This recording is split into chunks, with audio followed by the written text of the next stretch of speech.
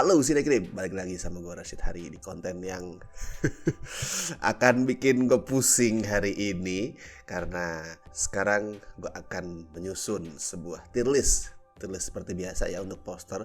Lu yang udah sering nonton konten gue soal tier list pasti paham cara mainnya gimana. Kali ini akan gue susun rankingnya, yang akan gue susun tier listnya adalah poster film horor Indonesia khusus semester 1 2023. Jadi yang dirilis dari bulan Januari sampai bulan Juni. Karena biasanya kan kita ada rapor horor Indonesia yang sekarang dijadiin percatur bulan gitu ya. Dan kemarin udah ada live streamnya. Jadi kayak ya ini waktu yang tepat buat gue nyusun konten yang sama tapi khusus untuk poster. Total di semester pertama 2023 tuh ada berapa horor nih? 26. Aduh, 26 horor lokal di semester pertama 2023 yang bakal gue bikin tier list untuk posternya. Pusing gue, malah lagi flu lagi nih. Sorry ya kalau agak terganggu, gue lagi flu nih sebenarnya hari ini. Tapi langsung aja lah kita mulai ya, biar gak kepanjangan karena 26 film, ini bakalan lama banget kontennya. Tapi sebelum gue mulai, gue perkenalkan dulu seperti biasa tier listnya. Sebelumnya gue bikin jadi 4 tier. Yang paling atas adalah luar biasa bung, itu adalah untuk poster-poster yang paling keren, yang paling sip. Terus di bawahnya ada Mayan lah, itu untuk ya poster yang masuk hitungannya bagus tapi nggak spesial amat, mungkin ada kekurangan 1-2 gitu. Terus yang ketiga ada, waduh ini poster yang udah menunjukkan red flag mungkin ya, nggak ancur-ancur amat tapi ya so-so atau bahkan sedikit mengecewakan. Dan yang paling bawah adalah pentil pocong, ini untuk poster yang aduh paling beracun, paling membahayakan mata. Dan untuk pertimbangannya seperti biasa ya, gue ngelihat dari sisi satu artistiknya seperti apa, dan gue bukan seorang desainer, jadi di sini adalah sudut pandang orang awam yang melihat sisi artistik sebuah poster. Dan yang kedua adalah soal nilai jual, dalam arti misalkan gue ngelihat poster itu apakah gue tertarik untuk nonton atau enggak. Sesimpel itu aja. Jadi nggak perlu dibawa pusing, nggak perlu dipikir terlalu dalam atau gimana. Ini cuman konten having fun aja, senang-senang. Oke, langsung kita mulai. Gue gak akan urutan dari yang pertama rilis sih. Awalnya gue mau urutan dari yang pertama rilis sampai yang paling baru, cuman gue terlalu males untuk ngurutin 26 judul itu. Jadi gue mulai dengan random aja. Di poster pertama ini ada hantu baru. Oke, ini sebuah horror komedi yang ya sayangnya kalau di kualitas masih kurang maksimal. Begitu juga dengan posternya yang gak jauh beda buat gue sama filmnya, alias sama-sama kurang maksimal. Gak hancur, gak yang parah banget, tapi kurang bisa memaksimalkan potensinya. Ini kalau lu ngeliat dari posternya sebenarnya udah sesuai dengan template horror komedi pada umumnya ya. Ada demitnya diliatin, terus karakter-karakter manusianya ketakutan ngeliat demit dengan ekspresi yang gak terlalu serius, a bit comical. Cuman ya ini terlalu sesuai dengan template, terlalu formulaik, terlalu biasa. It looks boring, gak hancur tapi membosankan posternya. Pose-posenya klise, acak sebagai hantu ya kayak gini, dengan ekspresi yang creepy, cold. Terus 3 karakter manusianya juga ya semuanya simple, semuanya klise, semuanya gak menunjukkan sesuatu yang menarik. Mungkin ini agak ambigu nih ekspresinya M. Adiat nih, ini takut atau ketawa gitu. Maksudnya 2 orang yang lain tuh takut, dia tuh kayak entah takut entah ketawa.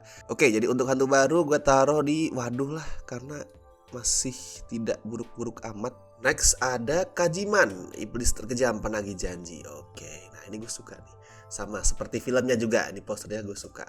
Ya fontnya serem ya, tapi nggak yang merah gitu, yang darah nggak. Ini lebih beda, lebih mau ngasih modifikasi. Terus apa yang kita lihat, objek utama yang kelihatan di poster ini juga kelihatan serem. Ada si Agnini ditarik keluar, ada rambut dari mulutnya, itu serem. Simple tapi itu pemandangan yang serem, pemandangan yang menyakitkan. Dan of course sebagai daya tarik tambahan ada demit di sini yang untungnya nggak berlebihan, nggak overdone ini demitnya. Ini poster adalah poster yang kelihatan penuh tapi nggak nampilin terlalu banyak detail sampai kelihatan sesek banget. Cukup dengan permainan warna yang pas, tekstur-tekstur di belakangnya, terus ada api-api. Ini kelihatan penuh posternya tanpa harus kelihatan sesek. Itu beda ya, penuh dan sesak. Penuh dan penuh sesak itu hal yang berbeda. Dan ini poster yang cakep, warnanya cakep, nggak terlalu. Langsung aja, luar biasa bung. Next, oke, iblis dalam darah. Buat gue ini poster yang efektif sih. Nggak terlalu banyak nampilin hal-hal di dalam gambarnya. Cukup muka demitnya satu jadi center di tengah. misterius, muka demitnya serem, dengan make up yang lumayan oke, nggak kayak bubur basi. Ini poster horor yang efektif. Jujur, ini poster horor yang efektif. Simple, backgroundnya cuma hitam, nggak perlu tambahan aneh-aneh, tapi kelihatan serem. Ya mungkin detail-detail desainnya tuh cenderung klise ya. Pilihan fontnya, pilihan warnanya, hurufnya merah, lainnya putih, itu klise memang. Dan itu yang bikin gue nggak akan masukin ini ke tier paling atas. Tapi untuk sebuah film horor, poster film horor, ini poster yang efektif. Lu ngeliat poster ini, lu akan ngerasa bahwa oke, ini kemungkinan bisa jadi horor yang serem. Simple, sesuai dengan tujuan, nggak aneh-aneh. Oke, ini poster. Next, oke, Sewudino. Ini mungkin lu bakalan ada yang komplain ya. Sewudino posternya bukannya yang satu lagi tuh yang Mikha Tambayong merangkak di tengah ruangan, terus isi ruangannya itu rame, rusak, berantakan. Ya itu juga termasuk posternya. Tapi biar gampang, seperti biasa tuh gue mengacu ke page IMDb. Kalau misalkan sebuah film itu punya page IMDb, film Indonesia, gue akan mengacu ke sana. Poster mana yang dipasang di page IMDb, karena artinya itulah poster yang dijadiin sama tim marketingnya sebagai muka utama film itu. Dan untuk Sewudino yang dipakai adalah ini. So, well, ini yang akan gue bahas. Tapi yang manapun ya, mau yang versi keranda ini atau versi yang Mikha Tambayong di tengah ruang berantakan tuh sama buat gue, sama-sama poster yang cakep banget. Dan sejujurnya gue lebih suka yang ini, karena yang satu walaupun bagus banget tuh, konsep nempatin karakter utama di tengah sebuah kekacauan itu adalah sebuah hal yang lebih klise. Sedangkan ini kita ngeliat kerandanya. Ya kelihatan Mikha Tambayongnya, tapi yang jadi fokus utama adalah kerandanya. Demitnya yang bahkan nggak berwujud seperti demit pada umumnya. Kita cuma melihat sebuah keranda. Keranda adalah simbol kematian, sesuatu yang buat kita itu serem, sesuatu yang sangat dekat dengan kehidupan kita. Kita selalu melihat itu, tapi karena dekat dengan kematian jadi sesuatu yang serem. Jadi naruh keranda di depan adalah pilihan estetik yang oke buat gue. Dan sekali lagi ini adalah poster yang penuh tapi nggak sesek. Detail ruangan ditampilin, tapi juga bukan ruangan yang terlalu rame. Ruangan dengan dinding-dinding kayu, ornamen-ornamen yang sebatas buat mempercantik. Nggak terlalu berlebihan ini detailnya. Terus ada baskomnya, ada sajennya, ada ini gayungnya, asap-asap, udah itu penuh. Tapi nggak bikin waduh banyak banget ini yang ada di gambarnya. Nggak simple. Jadi tidak perlu pikir panjang, memasukin ke war biasa bung. Dan sampai detik ini, sampai 4 poster pertama ini, yang paling cakep buat gue adalah Sewudino. Iya. Ini dia nih, dimulai sudah perjalanan sesungguhnya. Anjir. Ada Tasbih Kosong, film teman kita bersama, orang yang kita sayangi bersama, yaitu Bapak Arya. Selamat pagi Bapak. Oh, ini versi yang merah ini lebih aneh buat gue, karena kalau versi yang satu ya minimal badan dia tuh kelihatan full. Di sini tuh dia jadi kayak jin dari Aladdin, tapi versi merah, jin yang muncul dari orang sholat. Ini loh yang gue bilang tadi, posternya terlalu penuh. Dia kayak berusaha memenuhi seisi frame, tapi dengan cara yang ngawur, dengan cara yang bikin suasananya kelihatan sesek karena asal pasang. Ada muka demit random ngintip di sini, ada tangan pakai tasbih. Padahal kalau mau nunjukin ini film berjudul Tasbih Kosong, si karakter ini si Arya udah megang tasbih. Lu nggak usah secara random nampilin tangan melayang. Dan bukan tangan hantunya juga coy. Dan kayak udah gue bilang tadi, ini si Arya, jin Arya ini melayang. Anjir ngaco banget. Aduh, terus lu lihat lilinnya, kenapa begini? Pakai MS Paint ini mah, Microsoft Paint ini. Kenapa lu nggak pasang lilin beneran sih ya Tuhan? Kenapa harus lilin palsu yang kelihatan jelek banget kayak gini? Sorry ya Ar, ini lu harus menikmati lezatnya pentil pocong. Oke, lanjut sosok ketiga. Nah ini dia film yang secara mengejutkan bisa ngumpulin 1 juta penonton ya. Karena seperti kita tahu ya, konten-konten soal pelakor, soal perselingkuhan itu selalu rame. Tapi posternya sendiri ya nggak terlalu jelek sebenarnya. Gue nggak akan bilang ini poster yang hancur, tapi sama kayak poster apa sih tadi, hantu baru ya. Ini poster yang sangat formulaic, yang sangat klise. Untungnya yang bikin poster ini nggak terlalu jelek adalah itu tadi, nggak terlalu berusaha keras bikin suasananya itu rame, kayak memenuhi semua frame-nya. Cukup dengan nampilin kasur, terus kelambu. Cuman yang bikin gue agak beda tuh adalah tagline-nya. Tagline-nya bikin gue kesel. Terkadang manusia lebih menakutkan daripada setan. Gue paham apa yang coba disampaikan dari tagline itu. Pengen nunjukin kalau ya terkadang manusia lebih menakutkan daripada setan. Cuman nih kayak kayak nggak ditulis sama seorang copywriter yang oke gitu. Kayak gue mau nulis soal ternyata manusia lebih menakutkan daripada setan. Oke, udah gue tulis aja apa adanya. Padahal tagline itu seharusnya menarik. Berarti sosok ketiga gue masukkan ke tidak seburuk itu kok guys. Berikutnya ada Aji dimensi urutan. Oke, pelet tali pocong. Ini poster yang waktu itu salah gue interpretasiin ya. Gue pikir tuh gambar di bawah tulisan pelet itu adalah gambar hati. Ternyata itu adalah ikatan pocong, ikatan kepala pocong. Yang memang bentuk hati sih sebenarnya. Tapi gue nggak tahu apakah itu disengaja kelihatan kayak hati atau enggak, gue nggak tahu. Tapi ya usaha yang lumayan lah untuk bikin sesuatu yang beda gitu. Walaupun lu nggak perlu juga nambahin garis benang di bawah kata tali. Udah kita tahu tali pocong, nggak usah lu tambahin talinya segala di situ. Tapi at least kayak tadi gue bilang, ini adalah usaha untuk membuat sesuatu yang beda. Fontnya nggak darah, nggak warna merah, dan secara konsep juga nggak buruk loh. Nggak terjebak dalam keharusan menampilkan wajah hantu yang serem banget. Misalkan dia judulnya pocong, dia nggak terjebak menampilkan pocong nongol di tengah atau di belakang menghantui karakternya, nggak. Dia nampilin tangan kayak film zombie gitu kan, tapi tetap kelihatan bahwa itu soal tali pocong. Soalnya yang diutamakan itu tali pocongnya, bukan pocongnya. Jadi yang dia tunjolin adalah tali pocongnya. Itu cukup berani lah. Maksudnya kalau lu pengen main aman ya udah lu tinggal nampilin pocong, tapi di sini enggak. Dan secara desain backgroundnya juga lumayan oke loh, pakai kayak cat air gitu kan, kayak lukisan gitu kesannya. Jadi ini surprisingly poster yang not bad, poster yang lumayan oke. Gue ingin masukin ke Mayan lah, tapi gimana ya? Ya gak apa lah, gue masukin ke Mayan lah. Berikutnya ada Perjanjian Gaib. Nah ini sebenarnya kalau lihat ya, secara estetika itu sama sekali nggak jelek. Ini poster yang bahkan bisa gue bilang oke. Komposisi warnanya enak dilihat, angle-nya nggak klise ya, pakai low angle yang nggak klise. Terus desain ibunya si Demit ini, Ayu Laksmi, juga serem tanpa harus terlalu kelihatan berlebihan. Tapi satu masalahnya, masalah yang juga kerasa di filmnya ya, terlalu ragu untuk memperlihatkan kesan bahwa filmnya adalah horor komedi. Filmnya kan juga sama, filmnya tuh kayak ragu, oke gue mau ngelawak atau enggak ya, jadi kesan nanggung. Posternya juga sama. Padahal ini adalah tontonan horor komedi yang seharusnya kelihatan fun, tapi posternya tidak mengesankan itu. Kayak horor biasa, ya udah. Secara desain bagus, harus gue akuin. Secara desain bagus, tapi untuk tujuan poster sebagai alat komersil, alat jualan, ini kurang bisa menjual filmnya. Jadi mau tidak mau gue masukin ke waduh. Berikutnya Kanzab. Nah, filmnya jelek tapi posternya cakep. Ini jujur gue akuin, posternya cakep. Warna yang pertama, yang paling langsung nancep di pikiran gue adalah warnanya. Kontrasnya antara pocong yang gelap hitam sama karakter manusianya si Yasamin Jasem yang pakai putih, itu kontrasnya cakep. Lu bisa dengan jelas ngeliat ekspresi dia, ngeliat ketakutan dia. Alurnya jadi jelas gitu, bukan alur cerita ya, tapi alur gini. Yang pertama akan lu lihat kan pasti adalah si Yasamin Jasem. Oh, dia takut karena dia paling menonjol. Di tengah warnanya putih, gerakannya paling besar. Lu pertama ngeliat itu, dia ketakutan. Kemudian lu pindah nih, mata lu pindah. Dia ketakutan karena apa sih? Wow, ada banyak banget pocong, men. Creepy juga pocongnya, serem. Jadi enak, nggak kemudian lu ngeliat poster terus kemudian aduh gue harus ngeliat kemana ya, nggak. Tapi fokusnya ada, alur kita melihat tuh jelas. Dari karakter utamanya pindah ke Demitnya. Otomatis gue masukkan ke tier paling atas. Luar biasa, bung. Jauh lebih bagus daripada filmnya. Next, apakah berikutnya? Semoga bagus. Aduh. Oh my god.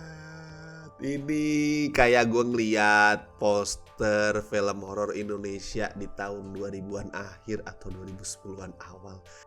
Yang kemudian banyak terpasang di rentalan VCD yang dipinjem sama anak-anak SMA yang mau nobar cuman buat ngejelek-jelekin filmnya atau buat teriak-teriak nggak jelas sambil ngelakuin hal lain. Gue nggak akan banyak komen lah soal ini. Langsung masuk kau ke pentil. Next, please bagus. Kutukan cakar monyet.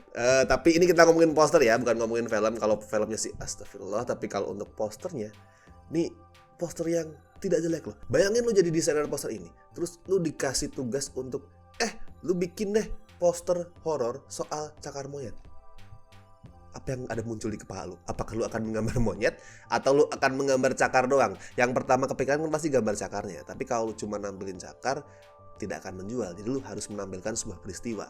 Dan better karakter-karakternya, nama-namanya, bintang-bintangnya seperti yang ngelakuin poster ini. Tapi harus gimana terus? Apakah karakternya harus megang cakar doang? terus kemudian natap ke arah kamera atau gimana. Nah itu sesuatu yang susah. Tapi poster ini somehow bisa ngakalin itu dengan angle yang juga unik ya. Ini sebenarnya horizontal, dia bikin jadi vertikal tapi nggak bikin kita pusing yang lihat. Ada aktivitas yang jelas, si Oka mau reaching cakarnya, di belakang ada unik yang ya pastinya bukan unik sih, ini pemeran pengganti gue yakin. Masa iya unik please disuruh foto poster cuman dari jauh pakai perban berangkat tuh bukan. Tapi intinya dikejar oleh si perban ini. Ini poster yang cakep, poster yang bisa ngakalin ngakalin konsepnya yang susah untuk divisualisasikan. Nggak yang the best poster of the year, tapi effortnya cakep. Jadi gue masukkan ke lumayan lah. Next, Alena, anak batu iblis. Ini gue agak mix sih sama poster ini. Ini sebenarnya poster yang sangat cheesy, sangat konyol. Ada bayi dipegang-pegang sama tentakel. Tapi sekali lagi mungkin karena poster film kita tuh masih yang horor tuh masih terlalu klise, terlalu main aman. Gue ngeliat ini, gue tertarik karena ini sesuatu yang beda tuh. Hantu apa gitu, hantu ular, hantu tentakel. Dan kalau mau main aman, mau main dengan cara yang gampang, lu bisa pakai anak yang mungkin balita gitu, terus kemudian lu kasih ekspresi yang serem, matanya diputin, pakai setan. Tapi ini enggak, ini ngeliatin bayi dibelit oleh tangan-tangan tentakel itu. Si desainer poster ya memilih jalan yang sekali lagi nggak gampang. Dan karena itu hasilnya perlu gue apresiasi. So masukkan ke lumayan lah. Berikutnya, ayo lanjut, anak titipan setan. Oke. Kalau gue lihat sekilas ya, ini akan gue masukin ke tier paling atas karena cakep. Desain hantunya unik, terus backgroundnya juga menarik walaupun masih klise ya pakai font warna merah lah, tapi desain hantunya menarik banget. Satu yang menghalangi gue untuk nggak masukin ini ke tier paling atas adalah tagline-nya, ibu sudah selesai menghantui, sekarang giliran anak-anak. Ini kayak gak tulis sama seorang copywriter, jelek, tidak menjual, malah kelihatan konyol. Tapi secara desain ini poster yang cakep, harus gue akuin. So, ya tier kedua lah. Lumayan lah. Next. Astagfirullahaladzim. Aduh, ya Allah, ini apa yang ada di pikiran pembuat posternya sih? Pertama jelas ya, ini poster yang meniru konsep Pengabdi Setan. Lu lihat di mana-mana sangat Pengabdi Setan. Ada rumah di depannya jauh di sana. Terus yang di depan adalah gambar tangan yang bawa sesuatu. Ini astagfirullah. Secara konsep udah nggak original. Dan bukan cuman nggak original ya, bukan cuman klise banget enggak, tapi meniru salah satu horor paling populer di Indonesia. Dan yang kedua, apa susahnya sih lu pakai foto? Ini kenapa lu semuanya pakai gambar-gambar kayak stock footage gitu loh, kayak stock picture, stock foto yang lu pasang dengan sangat asal. Astaga, ini sejauh ini ya, The Demit diikuti makhluk halus ini punya poster paling jelek di tahun 2023 ini. Udah judulnya aneh lagi, The Demit diikuti makhluk halus. Jadi yang diikuti makhluk halus itu The Demitnya atau gimana gitu. Gue tuh beberapa kali bilang posternya nggak pakai copywriter. Kalau ini gue yakin nggak pakai desainer deh. Kayaknya sutradaranya sendiri yang nempel-nempel. Hah? Besok film gue mau rilis. Oke, gue pasang semuanya.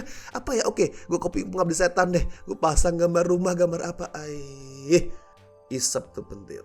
Apalagi? Aduh, ini juga ngaconya berlebihan. Yang pertama, ini editingnya kacaunya minta ampun. Ada Demit megang orang-orangnya juga kelihatan palsu banget editingnya. Darahnya ini palsu banget, kasar banget. Ya Allah, apa lu gak bisa bikin Photoshop yang lebih smooth sih? Dan ngapain lah lu ada di telapak tangan hantunya. Kalau lu gak bisa ngedit itu dengan halus, please, kalau lu gak mampu gak usah memaksakan diri ya, tolong ya. Gak bikin posternya jadi lebih menarik juga masalahnya. Nirina Zubir dipajang paling gede tapi mukanya gak diliatin. Oke, next apa nih? Spiridol. Ya mending lah. Maksudnya dibanding dua poster ancur yang secara berurutan gue lihat, ini mengalami peningkatan kualitas. Minimal desainnya tuh waras.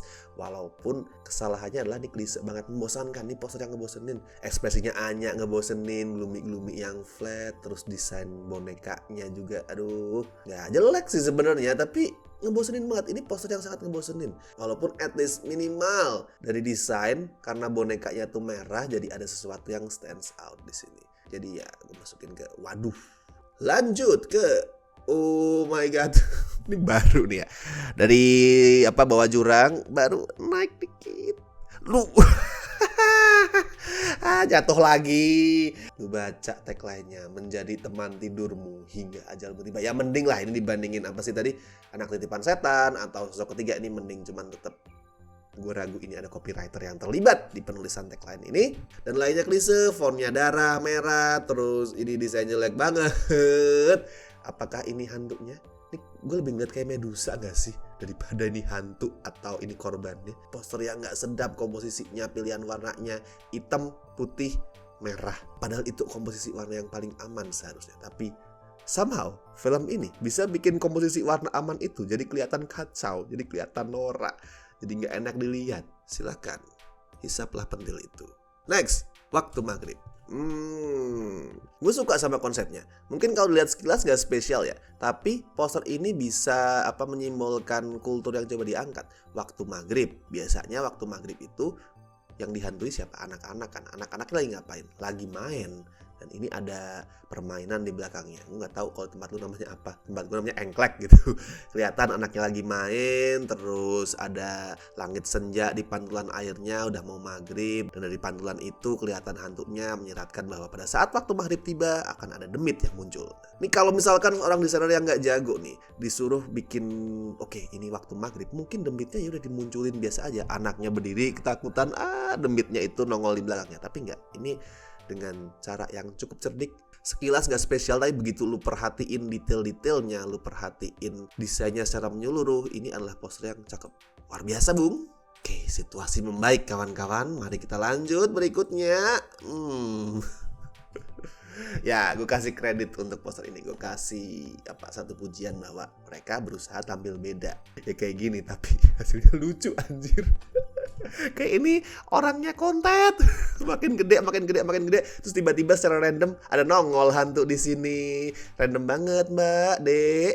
Tapi minimal usahanya buat tampil beda perlu gue kasih apresiasi lah, gue kasih kredit untuk itu. Walaupun eksekusinya tidak seindah yang diharapkan ya.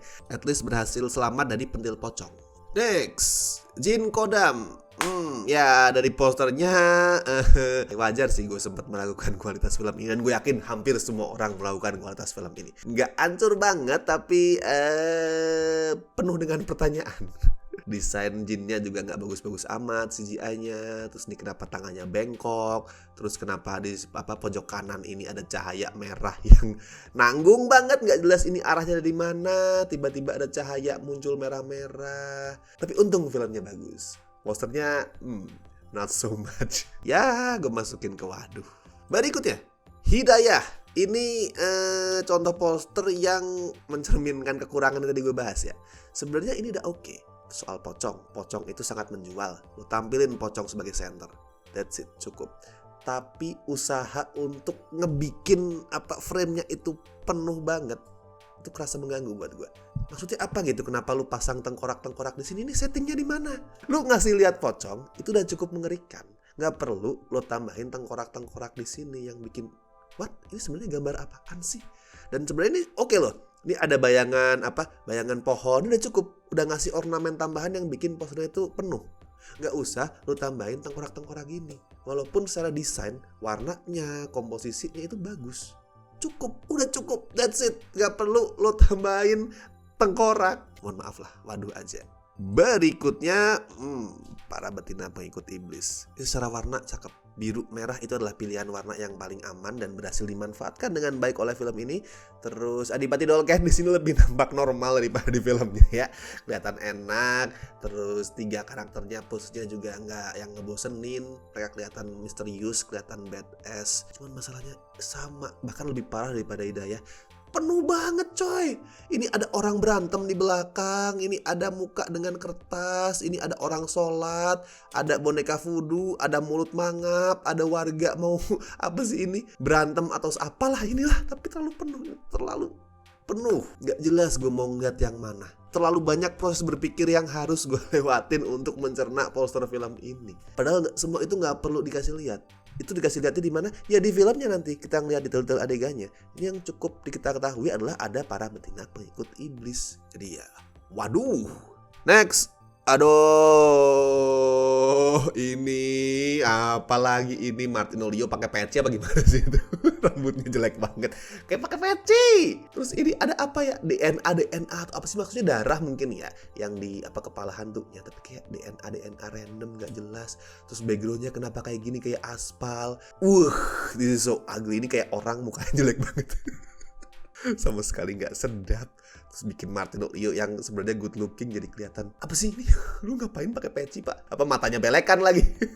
Yang merah udah mata demit aja, lu gak usah belekan, Pak. Pusing gua ngeliat ini. Masuk kau ke pentil. Ayo dikit lagi, next. Lost Man Melati. Nah, cakep. Ini gue suka yang gini-gini nih. Komposisi cakep, framing cakep, dengan apa unsur vintage buat hiasan. Terus karakternya juga kelihatan cakep loh. Mereka nggak pakai kostum yang aneh-aneh, tapi kostum yang kelihatan elegan. Demitnya hitam-hitam, nggak terlalu berlebihan, desainnya enak banget. Poster yang indah sih kalau buat gue. Terus tambahan detail-detail kayak lukisan di sini. Ini nggak terlalu penuh ya, karena settingnya jelas. Ini settingnya adalah ruangan. Si desainer nggak menambahkan detail yang nggak perlu. Ini adalah ruangan yang kesannya vintage, ruangan yang creepy. Wajar ada lukisan, wajar ada ornamen-ornamen tengkorak, terus agak kumuh, itu wajar. Tagline-nya juga simple. Ini simple banget. Semuanya adalah soal simplicity yang dimaksimalkan di sini. Tagline-nya sederhana. Selamat beristirahat dengan tenang. Nggak yang kemudian mereka datang kemari untuk mati gitu, nggak. Selamat beristirahat dengan tenang. Elegan banget, tapi creepy. Mantap. Siapapun yang membuat poster film ini, I love you. Berikutnya, Mangku Jiwo 2. Konsep tumpuk muka, atau di sini tumpuk karakter ya, karena nggak cuma muka ya. Tumpuk karakter yang sebenarnya klise tapi bisa dimaksimalin, bisa kelihatan brutal karena satu sentuhan. Mereka duduk di tumpukan mayat yang berdarah-darah. Tetap ada demit, tetap fontnya merah, fontnya serem, tapi dengan bikin mereka duduk di tumpukan mayat.